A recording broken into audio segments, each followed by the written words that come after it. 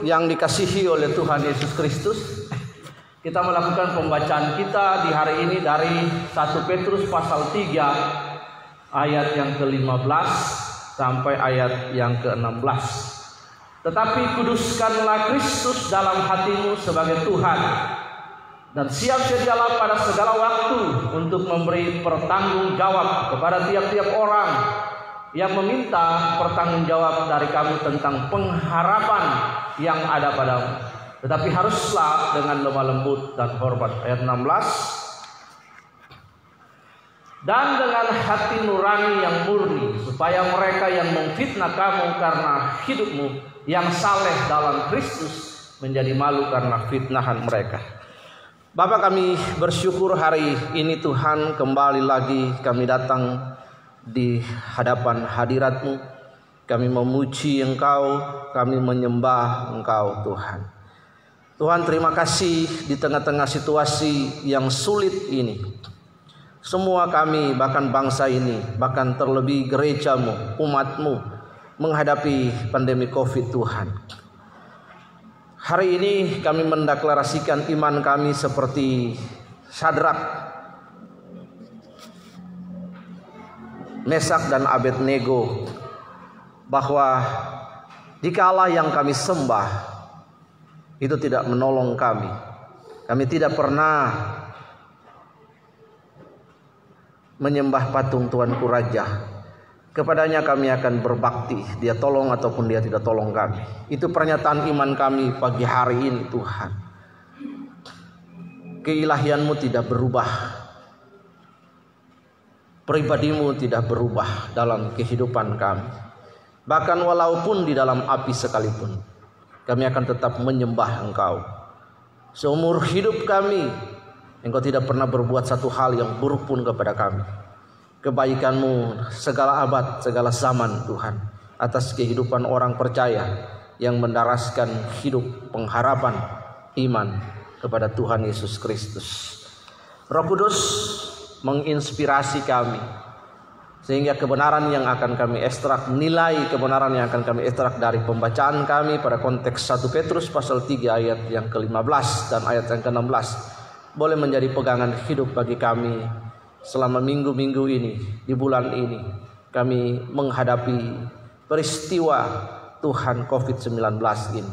Allah tetap Allah, tidak berubah kesetiaannya, tidak berubah pribadinya, tidak berubah keilahiannya. Engkau Allah yang terbaik dalam segala waktu, segala musim dalam kehidupan kami.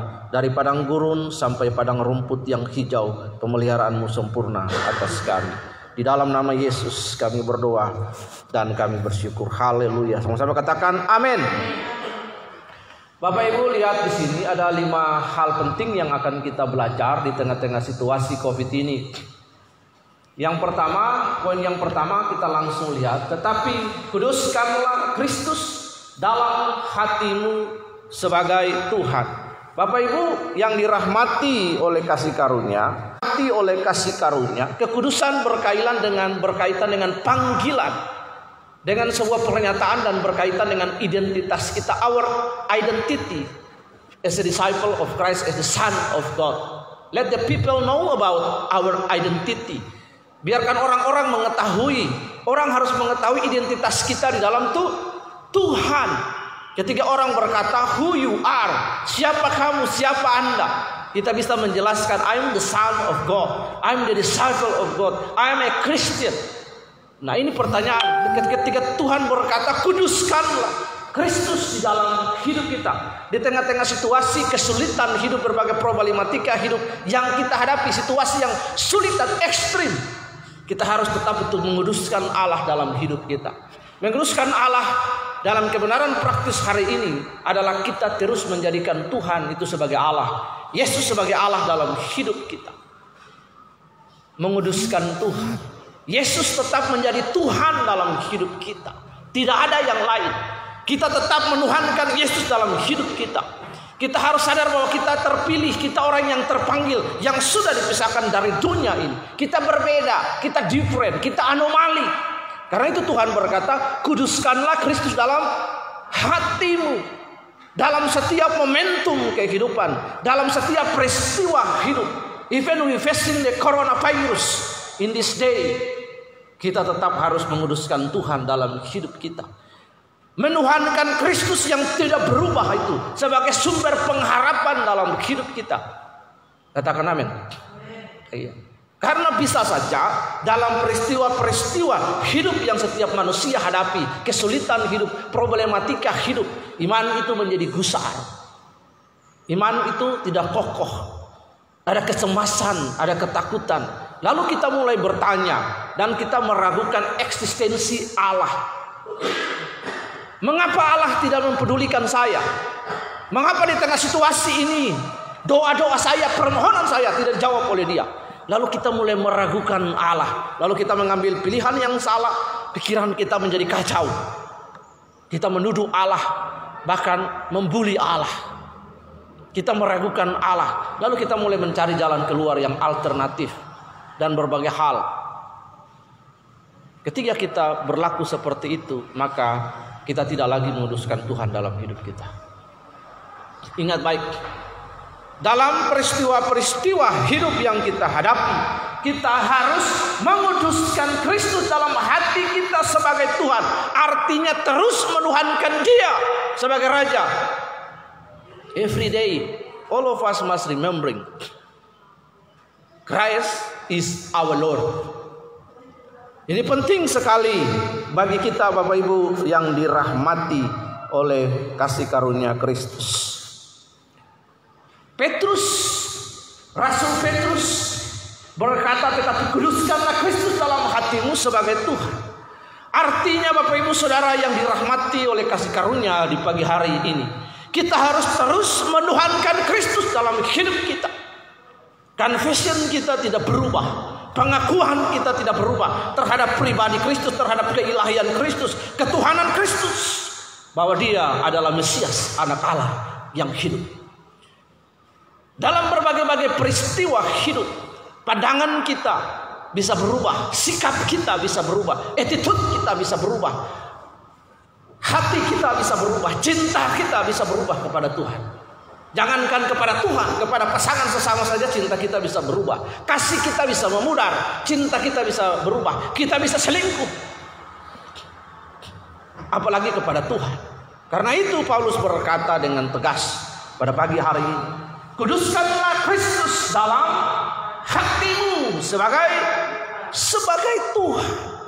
Terus menuhankan Dia sebagai Allah dalam hidup.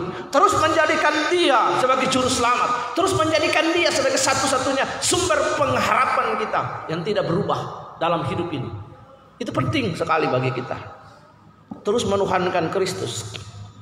Manusia hidup di dunia, dia tidak melihat Kristus. Dia tidak berjumpa dengan para rasul.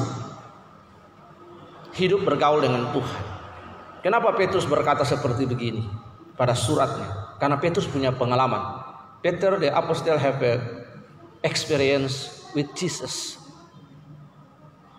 Bapak Ibu perhatikan, ketika Yesus disalibkan, kemudian Yesus mati, bangkit pada hari yang ketiga, and then for 40 days Jesus saw himself to his disciple.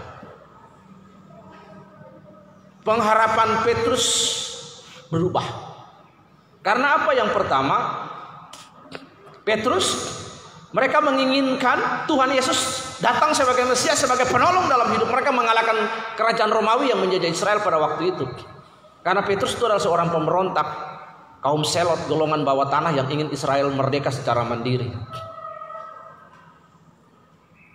Mereka melihat ini Israel seperti ini, pengharapan seperti ini yang diharapkan oleh Israel berbeda. Bukan pengharapan secara fisik, tapi kemerdekaan secara rohani yang membutakan mata Israel itu yang ingin Tuhan sampaikan kepada mereka. Setelah mereka melihat Yesus disalibkan, meninggal, kemudian dikuburkan, pada hari ketiga dia bangkit, lalu 40 hari dia menumpahkan diri kepada murid-murid. Petrus dan para murid kembali kepada pekerjaan mereka. Ketika Yesus bersama-sama dengan mereka dan ketika Yesus tidak bersama-sama dengan mereka, itu sebuah perbedaan yang menyolok sekali. Petrus punya passion, punya gairah, bahkan dia membela Yesus dengan luar biasa. Tapi ketika Yesus tidak ada bersama-sama lagi dengan mereka secara fisik, mereka kembali ke pekerjaan mereka sebagai nelayan. Mereka tidak lagi menuhankan Tuhan Yesus dalam hidup mereka. Tidak lagi menuhankan Yesus dalam hidup mereka sebagai Tuhan dan Juru Selamat. Mereka kembali ke pekerjaan mereka. Dengan kata lain, kalau dibilang kata yang paling jelek, forget it, lupakan. Padahal waktu Tuhan memanggil mereka, perhatikan, they left everything behind them. Mereka meninggalkan segala sesuatu and then follow Jesus. Mengikut Yesus keputusanku, mengikut Yesus keputusanku, mengikut Yesus keputusanku, ku tak gentar, ku tak gentar. Pernyataan Petrus berapi-api semangat. Bahkan dia membela Yesus. Ketika ditangkap dia potong telinga Malkus. Hamba telinga Malkus itu putus. Yesus menyambungkan. Dia membela Yesus dengan giat. Tuhan berkata, Petrus sarungkan pedang. Siapa yang membawa pedang akan dimakan oleh pedang. Tetapi ketika Yesus tidak lagi berada dengan dia, dia tidak lagi menuhankan Kristus dalam hidup, tidak lagi menguduskan Kristus dalam hidup. Peristiwa inilah yang menjadi Petrus menuliskan hal ini. Kenapa? Karena Petrus punya pengalaman. Dia pernah bersama-sama dengan Yesus. Dia dipanggil oleh Yesus. Dalam perjalanan 3,5 tahun dia hidup dengan Yesus, bergaul bersama-sama, mendengarkan perkataan gurunya, melihat mujizat, hal-hal yang luar biasa. And then one day Jesus was crucified. Apa yang terjadi? Yang pertama, Petrus jadi takut. Petrus menjadi takut untuk diketahui bahwa dia adalah murid Yesus. Petrus menjadi takut untuk diketahui adalah dia bagian daripada the flock of disciple, dan menyangkal Yesus. Dan kemudian kembali ke pekerjaan semula. Peristiwa-peristiwa hidup yang paling ekstrim dalam kehidupan kita dari hari lepas hari bisa membuat iman seorang kepada Yesus itu berubah. Amin. Ikatan pernikahan antara suami istri bisa berubah karena perilaku salah satu dari mereka, entah suami entah istri. Ikatan perjanjian bisa berubah, kesepakatan bisa berubah. Karena itu, dengan tetap menjadikan Tuhan Yesus dalam hidup kita, artinya terus menuhankan Yesus. To really live 24 hours, there is a Christ in our life. Menyadari dalam hidup kita 24 jam ada Yesus inside me, sehingga tidak gampang untuk kita berbuat hal-hal yang tidak benar. Karena itu, kuduskanlah Kristus dalam hatimu sebagai Tuhan. Ini penting sekali. Kuduskan Kristus, jadikan Kristus dalam Tuhan. Ingat dia senantiasa, tuhankan dia sebagai Allah dalam hidupmu. Kita tidak hanya sekali, berkali-kali setiap hari, setiap pagi bangun, Tuhan, Engkau Tuhan dalam hidup saya. You will never change in my heart. Ingat, dalam hidup ini, setiap hari. Yang kedua, Bapak Ibu Saudara yang dikasihi Tuhan, poin yang kedua, itu poin yang pertama, di ayat yang sama, balik di ayat 15. Overheadnya balik di ayat yang ke-15. Ya. Dan siap sedialah pada segala waktu untuk memberi pertanggung jawab kepada tiap-tiap orang yang meminta pertanggungjawaban dari kamu tentang pengharapan apa yang ada padamu. Sampai di situ. Itu poin yang kedua, ingat. Poin yang kedua adalah memberi pertanggungjawaban. Bapak Ibu yang dikasihi oleh Tuhan, memberi pertanggungjawaban dalam pengertian ada orang-orang yang akan mempertanyakan keimanan kita. Orang akan bertanya dalam sebuah peristiwa hidup, momen, kesempatan di saat kita bersosial, berelasi secara sosial dengan orang lain. Orang akan bertanya tentang iman dan pengharapan kita dalam Kristus Yesus. Karena itu saudara harus bisa menjelaskan dengan baik dan benar tentang iman yang Anda anut. tentang iman kita, tentang akidah kita kepada Tuhan. Pengharapan kita, iman yang kita anut, iman Kristen yang berlandas kepada pribadi Tuhan Yesus. Saudara harus memberi pertanggungjawaban. Itu tugas kita. Karena itu penting sekali supaya tugas memberi pertanggungjawaban ini Anda menjelaskan kepada orang lain dengan baik dan benar. Anda harus rajin baca Alkitab. Membaca Alkitab sehingga kita paham. Baca saja. Kalau Anda baca, Roh Kudus memberikan pengertian kepada Anda. Puji Tuhan, itu baik. Tidak mengerti boleh tanya saya. Membaca Alkitab sehingga kita penuh dengan kebenaran firman Tuhan. Karena Roma 10 ayat 17 berkata bahwa faith come from hearing, and hearing the word of God. Iman timbul oleh pendengaran, dan pendengaran akan firman Kristus. Karena itu kita harus rajin baca Alkitab, kita harus belajar dengan baik dan benar supaya kita terdidik dalam pokok-pokok iman Kristen. Itu seperti anak kuliah di belakang. Dia belajar supaya dia paham, dia mengerti dasar-dasar teologi yang benar. Kalau sudah mengerti, orang tanya, dia jelaskan kepada orang lain. Amin. Iya. Menjelaskan tentang Alkitab secara eksposisi yang benar, topikal dengan benar, tekstual dengan benar. Itu tanggung jawabnya dia nanti ketika lulus dan jadi pendeta. Bapak Ibu perhatikan, mempertanggungjawabkan iman kita bukan tugas pendeta untuk menjelaskan, tapi setiap orang Kristen yang membaktikan diri, yang telah menguduskan Yesus, yang terus menuhankan Yesus dalam hidup ini, harus belajar kebenaran firman Tuhan. Kalau ada buku-buku apapun Anda boleh baca untuk menambah pengetahuan. Ikutilah renungan-renungan yang memang orangnya berbobot, yang diketahui, yang dapat diteladani hidupnya. Belajar dari situ. Ada banyak media bagi kita, tapi kita perlu filter dan saring supaya kita tidak gampang sesat. Karena setiap orang bisa punya potensi sesat dan menyesatkan. Gampang sekali orang sesatkan orang. Dari sini saya bisa khotbah, bisa menyesatkan Anda semua. Saya bisa menggunakan kemampuan saya berkhotbah untuk bisa memanipulasi pikiran Anda. Bisa. Nah, itu perhatikan dengan baik.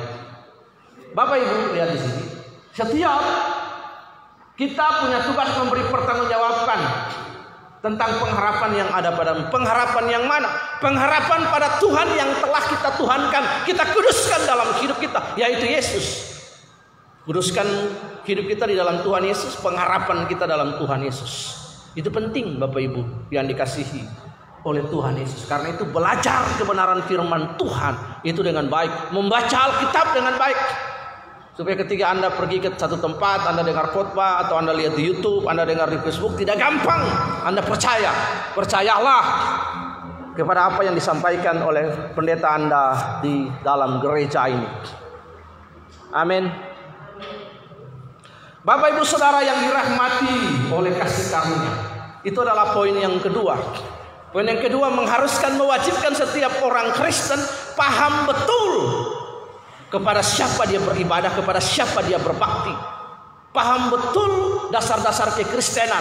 Karena itu kayak kemarin kita belajar di sini tentang Tritunggal, tentang Trinitas, siapa itu Allah, siapa itu Yesus, siapa itu Roh Kudus, dan lain sebagainya. Sehingga kita paham, kita mengerti.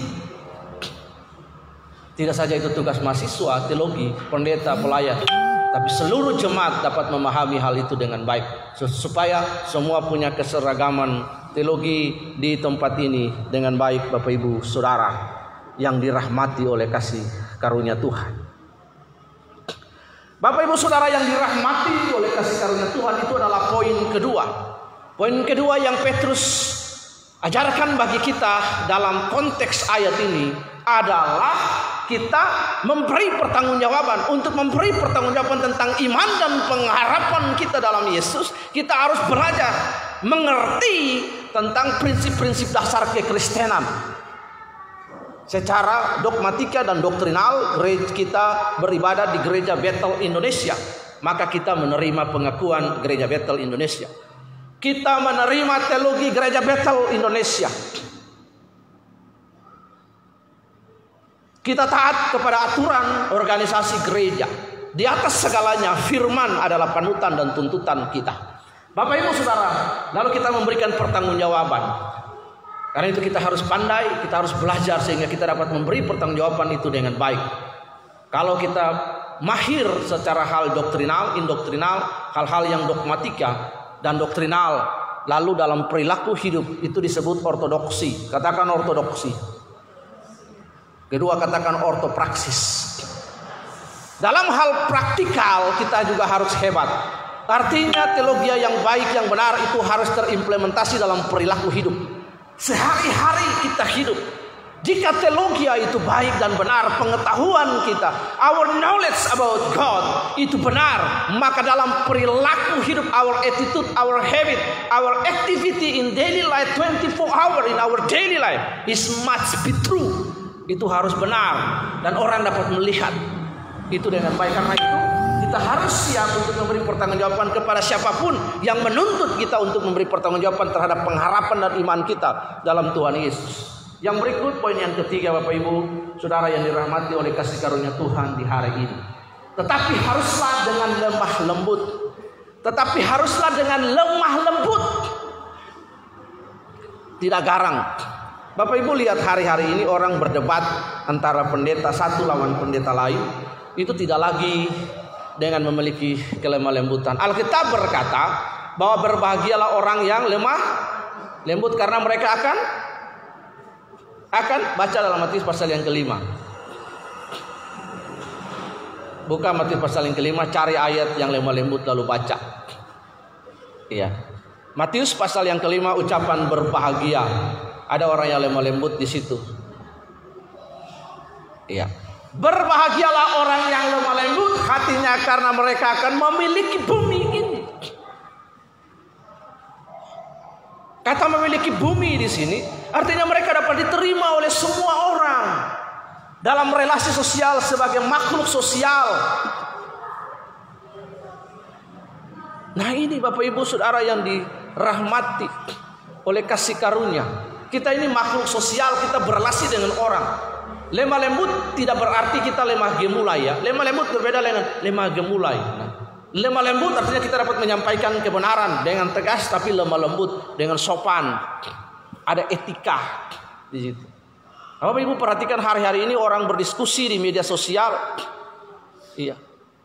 Pendeta A melawan pendeta B, tidak lagi dengan lemah lembut untuk menjelaskan kebenaran firman Tuhan.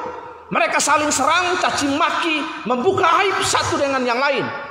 Bapak Ibu, ini bukan teladan dan contoh yang baik. Berhenti untuk subscribe orang itu, berhenti untuk mengikuti YouTube orang itu. Jangan pernah menonton. Kenapa saya sampaikan ini? Ini kebenaran. Ketika seseorang mempertanggungjawabkan keimanannya, Anda lihat hari ini para apologet, ini prinsip apologet yang ketiga adalah lemah lembut, menyampaikan kebenaran tentang firman Tuhan, kebenaran tentang hal-hal yang bahkan yang doktrinal sekalipun, dogmatika sekalipun, itu juga harus dengan lemah lembut memberi penjelasan. Jadi akhirnya hari ini adalah perang YouTuber Kristen A lawan YouTuber Kristen B, pendeta A lawan pendeta Kristen B, akhirnya caci maki, saling fitnah, saling membuka aib dan lain sebagainya. Apakah hal ini menguntungkan kekristenan? Tidak sama sekali, justru memalukan. Pintar secara teologi itu sangat baik dan perlu, tetapi juga dengan dalam hal karakter itu perlu. Kita karena supaya kita tidak saja memenangkan otak orang itu, tapi kita juga memenangkan hatinya bagi Kristus. Katakan amin. Iya. Perdebatan seseorang bisa memenangkan pikiran orang lain, iya, tapi belum tentu hati orang itu. Karena itu ingat, diskusi jangan pernah alergi. Debat itu baik, tapi harus dilakukan dengan terhormat, kata Alkitab. Dilakukan dengan lemah lembut, karena Alkitab juga mengajarkan memiliki hal-hal ini, memiliki relasi sintaktis dengan yang tadi Matius tadi. Petrus mendengar langsung Tuhan omong di atas bukit. Orang yang lemah lembut hatinya karena mereka akan memiliki bumi, diterima oleh semua orang. Coba kalau orang itu garang, kasar perilakunya, omongnya tidak benar, apa dia bisa diterima dalam sebuah komunitas? Manusia ini kan makhluk homo sosius. Dalam berelasi pun orang pilih-pilih orang. Nah, kalau kita lemah lembut, dalam pengertian kita tegas dengan kebenaran, tapi dengan sopan, dengan baik, kan kita diterima oleh semua orang, katakan amin. Yang berikut Bapak Ibu, yang ketiga, 4, dan hormat. Hormat berbicara tentang kesopanan. Ada moralitas di situ, ada etika. Bapak Ibu, perangkat yang paling tertinggi dalam hukum itu moralitas dan etik yang akan membentuk perilaku hukum. Etika, moralitas baru di bawah hukum dan lain sebagainya. Ketika etika dan moralitas itu sudah dilanggar, dia bukan lagi manusia. Bapak Ibu perhatikan, perjalanan hidup manusia dengan segala sesuatu yang dilakukan di muka bumi itu disebut peradaban. Karena itu manusia disebut adab. Adab manusia, perilaku manusia, kebiasaan manusia, adat istiadat manusia, itu yang disebut manusia itu beradab. Dalam kurun waktu tertentu disebut peradaban manusia. Peradaban manusia di era ini, kita lihat peradaban manusia di era ini, era milenial 4.0. Orang tidak lagi malu-malu. Iya, orang tidak lagi orang bebas. Amin. Orang sudah liberal. Bebas bukan berarti bebas sebebas-bebasnya. Hari ini kalau Anda bermedia sosial kayak model-model TikTok, Instagram, itu Anda lihat bentuk nude ketelanjangan yang sudah merusak manusia. Amin. Zaman dulu orang untuk membuka baju saja sudah tidak malu. Hari ini orang berjalan dengan begini dikute, bahkan hanya secupil begitu saja, orang tidak ada seperti rasa bersalah dan berdosa. Moralitasnya itu tidak ada. Nah, dunia ini semakin berubah. Anda buka sama-sama baca pertama Yohanes 2 ayat 15 dan 17. 15 sampai 17 baca dengan suara yang besar. Pertama Yohanes pasal 2 ayat 15 sampai 17.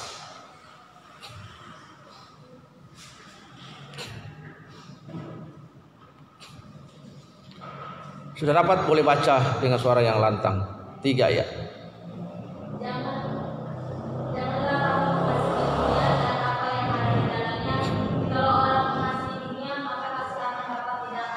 Ya, stop itu. Janganlah kamu mengasihi dunia dengan apa yang ada di dalamnya. Kalau kamu mengasihi dunia, maka kamu menjadi musuh Allah di situ. Dalam 1 Korintus, pertama Korintus pasal yang ke-16 ayat 22 berkata, barang siapa yang tidak mengasihi Allah, anatema, terkutuk. Jadi memang kita berbeda, kita opposite. Kita berbeda, kita menguduskan diri kita bagi Tuhan. Kita berbeda, kita different. Even we keep stay in the world. Sekalipun kita tinggal di dunia ini, tapi kita berbeda. Kenapa kita berbeda? Bukan karena kita berbeda, kita punya telinga besar sebelah, panjang tinggi, enggak. Muka kita berbeda, manusia tetap sama. Tapi perilaku hidup kita itu berbeda. Attitude kita itu berbeda, katakan amin. Let the others people know about us. There is a Christ in our life. Biarkan orang tahu bahwa ada Yesus dalam hidup kita. Nah, oh iya. Sehingga orang Bali bilang, oh, no Maria nak Kristen, no, hidupnya luwung saja. Iya kan? Kan begitu. Amin. Itu perilaku hidup. Dengan hormat. Hidup kita dengan hormat. Poin yang terakhir. Ayat 16. Dan dengan hati nurani yang murni, supaya mereka yang memfitnah kamu karena hidupmu yang saleh dalam Kristus menjadi malu karena fitnah mereka. Dan dengan hati nurani yang murni. Bapak Ibu, pusat kehidupan manusia itu ada di hati nurani. Disebut nesyamah atau conscience, sunar desis. Kalau hati nurani sudah mati, tidak bisa berkutik, tidak bisa, alarm itu tidak bisa berdetak lagi. Maka pusat kendali moralitas hidup, the place, tempat di mana Allah berbicara kepada kita lewat hati nurani, menjadi tumpul. Daud berkata, sepanjang malam aku mengajari hati nuraniku tentang rahmat dan kebaikan Allah. Paulus ketika berdiri di hadapan para prokurator, para pontifai, gubernur jenderal Yudea yang memerintah Yudea, ada Felix Festus, Raja Agripa, Herodes Agripa. Dia berkata, sampai hari ini aku tetap berdiri melayani Tuhan Allahku di hadapan bangsa Israel dengan hati nurani yang tulus, murni. Hati yang tulus, hati nurani yang murni. Bagaimana untuk memenuhi hati nurani yang murni? Yaitu dengan kebenaran firman Tuhan. Yohanes 8 ayat 32 berkata, if you know about the truth shall make you free. Jika kamu mengenal kebenaran, kebenaran akan memerdekakan kamu. Katakan amin. Nah, hati nurani tempat Allah berbicara, roh neshama, the place that Holy Spirit speak to us. Kalau sudah mati, kita tidak bisa lagi melakukan kehendak Allah.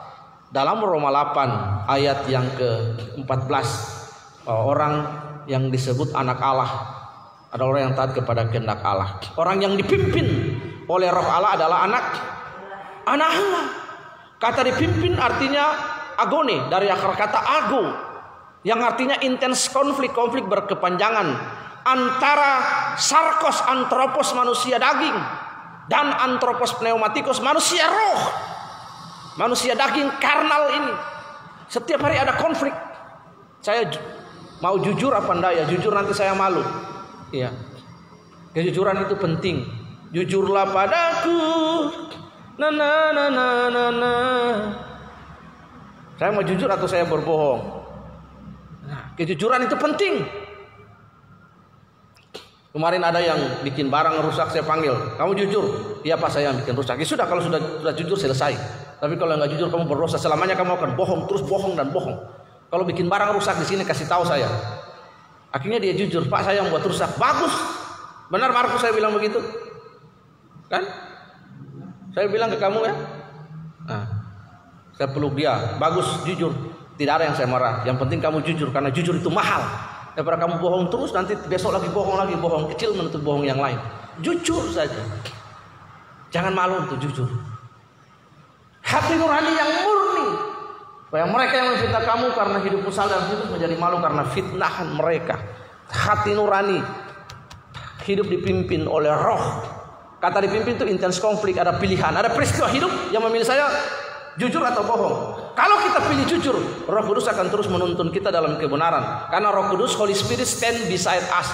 Roh Kudus itu artinya parakletos. Para itu artinya di samping. Para ya di samping. Roh Kudus disebut parakletos. Para itu di samping kita. Kleitos, pribadi oknum yang ilahi, pribadi ketiga dari Allah yang memberikan nasihat, bimbingan dan arahan kepada kita setiap hari. Karena itu Anda perhatikan, ada istilah dukun. Hari ini orang mengganti istilah dukun dengan paranormal. Paranormal itu begini, para itu di samping normal. Jadi di samping normal begini. Stegi. Iya. Paranormal itu di samping normal. Paranormal di samping normal. Ya di samping normal abnormal. Ya setengah juga, stegi, setengah gila. Bapak Ibu perhatian, karena itu hati nurani kita yang murni harus dipenuhi dengan kebenaran, jiwa dipenuhi dengan pengetahuan yang baik, roh dipenuhi. Nah, ini harus kita mengerti 5 poin ini dengan baik. Hati nurani kita murni kepada sesama, kepada siapapun. Hari ini orang mau cari hati nurani yang murni itu sangat sulit sekali. Hatinya tulus, sangat sulit di tengah-tengah situasi ini yang ada bulus. Amin. Hati sama otak itu cuma berapa jengkal saja. Bulus dan tulus. Tulus itu di sini. Bulus itu di sini. Bapak Ibu perhatikan, orang yang tulus hatinya akan memiliki negeri. Tuhan berkati. Ketulusan itu sesuatu yang sulit akhir-akhir ini. Amin. Kalau bulus banyak, setiap hari orang praktek jadi bulus. Akal bulus. Tulus itu yang dicari. Tulus dengan siapa aja, tulus dengan semua orang, tanpa pamrih. Jalan-jalan hidup kita akan diberkati. Kita baik dengan semua orang, berkat itu akan datang. Siapa berbuat baik, dia akan menuai baik. Amin. Hidup ini seperti tanah. Apa yang menjadi, what the kinds of seed that you plant? Apa jenis benih yang Anda tanam? Itu yang Anda tuai. Anda tabur baik, menolong orang di jalan, bahan pecah Anda tolong. Hal-hal yang kecil saja, tidak usah hal-hal yang besar. Mulai dengan hal-hal yang kecil, menolong antar tetangga, menolong ada hal tetangga yang bisa kita tolong. Suatu saat apa yang Anda tabur itu akan Anda tuai. Anda akan ditolong juga oleh orang lain. Amin. Ini semesta. Perilaku hidup kita yang benar itu terkoneksi dengan alam semesta ini, dengan Tuhan. Karena itu ingat hal ini baik-baik. Jaga hati nurani kita. Poin yang pertama tadi, kita terus menuhankan Tuhan dalam hidup kita. Yang kedua, kita harus rajin membaca firman dan kebenaran, supaya kita dapat mempertanggungjawabkan iman kita dengan baik dan benar kepada orang lain. Yang ketiga, harus dengan lemah lembut, karena orang yang lemah lembut memiliki bumi. Yang keempat, harus dengan penuh hormat. Kekristenan, ada banyak orang Kristen berubah, bilang berubah, tobat, gumat. Ada orang Kristen dalam gereja melayani hebat, bahasa roh hebat, tapi perilaku hidup hari-harinya rusak, hancur, moralnya rusak. Haleluya di gereja, tapi di luar halelupa. Dan ingat, moralnya rusak, tidak ada lagi kehormatan. Situ etika, moral Kristen yang baik. Yang berikut adalah hati nurani yang murni di hadapan Allah. Bapak Ibu, mari tunduk kepala dan kita berdoa. Bapa, kami berdoa dan kami bersyukur untuk ibadah hari ini. Tuhan, hari ini kami sudah mendengarkan penjelasan dari Rasul Petrus dalam surat penggembalaannya bagi diaspora Israel di perantauan. Hari ini kebenaran praktis yang kami ekstrak adalah kami menuhankan Tuhan terus dalam hidup kami, menguduskan Yesus dalam perilaku hidup kami hari-hari. Kami rajin belajar menelaah firman Tuhan untuk memberi pertanggungjawaban Tuhan kepada siapapun yang meminta pertanggungjawaban kami. Lalu kami juga Tuhan melakukannya dengan lemah lembut dan penuh hormat dan dengan hati nurani yang murni. Itu pesan yang kami dapat hari ini. Roh Kudus tolong kami, insafkan kami senantiasa. Tuhan ingatkan kami lagi Tuhan akan hal ini, bahwa apa yang kami dengar Tuhan timbul, iman kami timbul dari pendengaran akan ayat-ayat yang kami baca. Firman Tuhan ini, Tuhan, hari ini sebagai manusia kami datang dalam ibadah ini. Ada keluhan-keluhan kami yang tidak terbatas, permohonan-permohonan kami yang tidak sempat kami utarakan dan kami sampaikan dalam ibadah hari ini. Tuhan, tolong kami. Engkaulah yang menjawab semua pergumulan kami.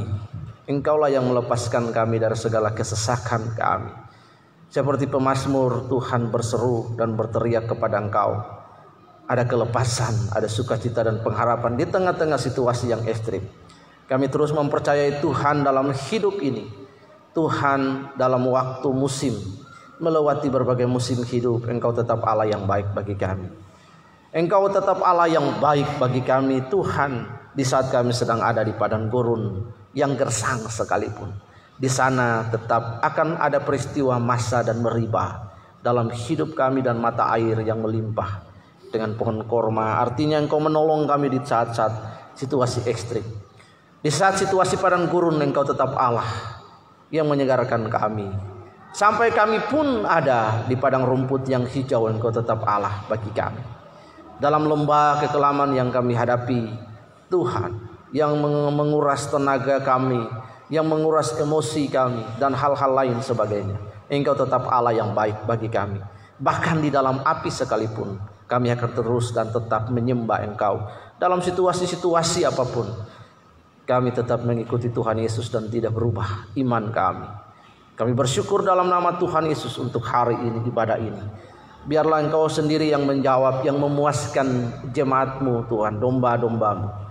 Memuaskan hasrat mereka dengan kekuatan yang baru seperti pada burung Raja Wali. Engkau menjawab pergumulan-pergumulan yang tidak tersampaikan lah dalam ibadah ini. Engkau hibur mereka, Engkau kuatkan mereka, Engkau memberkati pekerjaan-pekerjaan mereka. Biarlah mereka juga mengalami Engkau Tuhan. Biarlah mereka seperti burung Raja Wali yang terbang tinggi, berlari namun tidak lelah Tuhan. Mereka diberikan kekuatan yang baru. Pengharapan kepada mereka selalu baru dan tidak berubah kepada Yesus Kristus Juru Selamat, Tuhan kami. Cukupkan segala kebutuhan mereka. Ya Bapa, kuatkan mereka, hiburkan mereka dengan kuat kuasa dan pertolongan untuk terus melihat pengharapan. Roh Kudus menggairahkan mereka untuk menggali dan membaca kebenaran, untuk hidup bagi Engkau Tuhan. Dalam nama Yesus kami berdoa, berkati pekerjaan-pekerjaan mereka. Filipi 4:19, bahwa Engkau menolong segala kebutuhan umat-Mu sebagai Bapa. Providensiamu berlaku atas kehidupan mereka. Berkati pekerjaan-pekerjaan yang mereka kerjakan, ya Tuhan. Inilah doa kami. Yang sakit Engkau sembuhkan, Bapa, dalam nama Yesus. Yang lemah Engkau kuatkan. Yang khawatir diberikan pengharapan yang kokoh kepada Tuhan Yesus. Semua yang baik, semua yang manis, semua yang sedap didengar, biarkanlah mereka memikirkan semuanya itu. Di dalam nama Tuhan Yesus kami sudah berdoa dan kami bersyukur dan menyerahkan hari ini.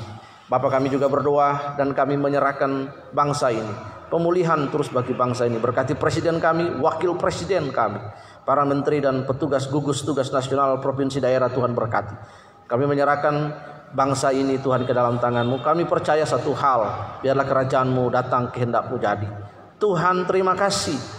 Biarlah kehendak-Mu saja yang jadi. Kalau ini kehendak-Mu atas bangsa ini, ajar kami untuk memahami dan mengerti kehendak-Mu. Berikan kami peluang dan kesempatan untuk menginjil dan membawa jiwa kepada Engkau Tuhan, lewat COVID-19 ini. Dalam nama Yesus kami berdoa memberkati Provinsi Bali, 8 kabupaten, 1 kota madya, gubernur, para bupati, wali kota. Tuhan memberkati kami. Berikan hikmat bagi kami untuk taat juga, mentaati protokol-protokol kesehatan, menjaga diri kami, mencuci tangan, dan lain sebagainya. Di atas segala sesuatu, Allah yang berdaulat atas segala peristiwa dan kejadian hidup di muka bumi ini. Kami berdoa dan bersyukur di dalam nama Tuhan Yesus. Datanglah kerajaan-Mu, pergilah kerajaan kami, supaya kerajaan-Mu dapat ditegakkan dalam hidup kami. Karena Engkau yang punya kuasa dan kemuliaan sampai selama-lamanya. Kami sudah berdoa dan mengucap syukur. Mari Bapak Ibu Saudara yang dirahmati oleh kasih karunia berdiri. Kita akan menerima berkat Tuhan. Dari padang gurun sampai padang rumput, musim Allah hebat atasmu. Tidak berubah penyertaan dan kasih setia atas hidupmu. Jemaat yang dikasihi kepunyaan Allah, dengarkanlah berita anugerah ini. Pulanglah dan terimalah berkat ini. Allah menghadapkan wajah kepadamu, menyinari engkau dengan wajahnya, dan memberi engkau kasih karunia, damai sejahtera oleh Roh Kristus Yesus. Tuhan menyertai kita sekalian. Haleluya, haleluya. Sama-sama kita katakan amin. Tuhan Yesus memberkati. Amin.